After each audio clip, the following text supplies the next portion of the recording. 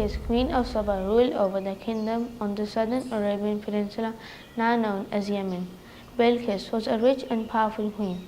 She and her people worshipped the sun and other idols. A powerful ruler at that time was Prophet Suleiman.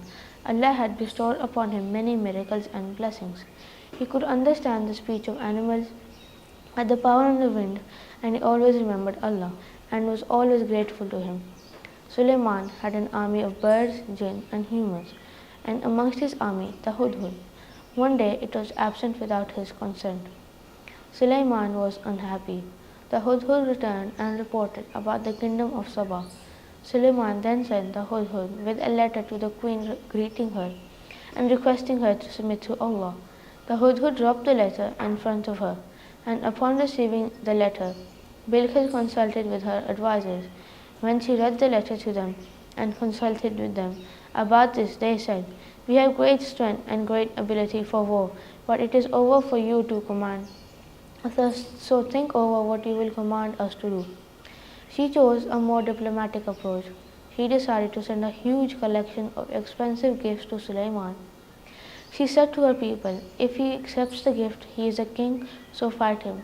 But if he does not accept it, he is a prophet, so follow him." Suleiman rejected her gifts, and what he had received from Allah was better. He sent the messengers back with the gifts and sent a new message to Bilqis, that either she submits to Allah or he would send armies that would destroy the whole of Saba and its people. When Bilqis saw that her gifts were returned, she then knew that Suleiman was a prophet.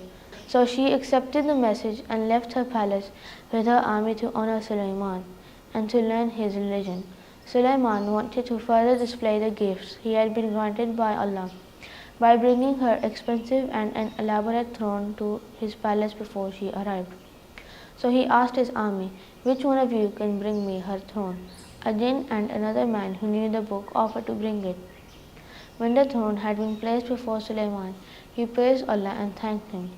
Suleiman then had the queen's throne disguised so that Bilqis couldn't recognize it right away. When she arrived, she was asked whether it was her throne, and she said it looked like it. Then as Bilqis was asked to enter the palace, she noticed that the floor was shiny and looked like it was water. So she lifted her skirt. The huge palace was built of glass. When she saw for herself what Allah subhanahu wa ta'ala had given him and how majestic his position was, she proclaimed her faith in Allah. She said, "My Lord, verily I have wronged myself, and I submit together with Suleiman to Allah, the Lord of all that exists." Allah sends us an example of a wise ruler, Bilqis, queen of Saba. She had everything she could have possibly wanted, but she didn't let that go in the way of her ego.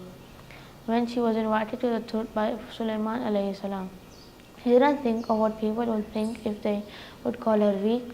She followed the right path. She didn't fear losing her wealth or power. She put her faith in Allah. Her willingness to change also gained her the reward of all those of her people who accepted the religion.